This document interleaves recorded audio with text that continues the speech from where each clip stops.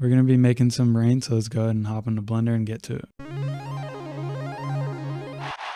So I have a new Blender project opened up here, and we're going to go ahead and delete everything by pressing A and then delete. I start by making the individual raindrop first. So you can press Shift A and add in an icosphere. And over in the modifiers panel on the right, we're going to add a decimate modifier, which just basically simplifies the raindrops geometry. So that way we can add in a whole bunch of them and not slow down our render. So this is good. So I'm going to go ahead and click apply. And I'm going to tab over into edit mode. And I'm going to go ahead and select this top vertice and move it up on the Z axis by pressing G and then Z. And now that it looks like a raindrop, I'm going to add in a plane over here by pressing Shift A and then plane. And I'm going to move it over. And this is basically just going to be the spawn point of the rain, the start point. So I'm going to scale this up by pressing S. I'm going to go over to the particles tab and add in a particle system. And if we start the animation, it already kind of looks like rain, but we want to add in our water droplet instead of having these spheres drop. So over in the render panel, we're going to switch over from render as to object. And then we're going to use the eyedropper tool and just instance the rain droplet that we just made. And I'm going to move this out of the way.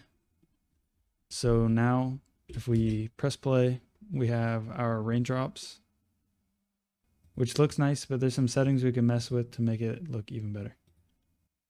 So over in the render panel, I'm going to go ahead and drop the scale down and then increase the scale randomness. I'm going to go ahead and increase the number of rain droplets. I'm just going to go with 3000.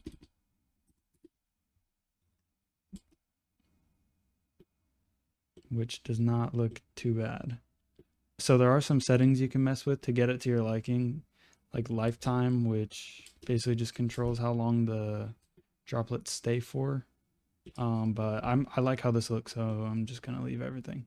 So now that we have the rain droplets, I'm gonna go ahead and add in the materials so it looks a little better. I'm gonna start with the plane. So I'm gonna select the plane and go down into the materials tab and add new. And then I'm going to turn the alpha down and switch over into material preview. And now it's clear. And I'm going to add a water material to the water droplet. So I'm going to add in a new material. And I'm going to switch over from the principled BSDF to glass. And I'm going to turn the roughness down. It's looking a lot better than just the default material.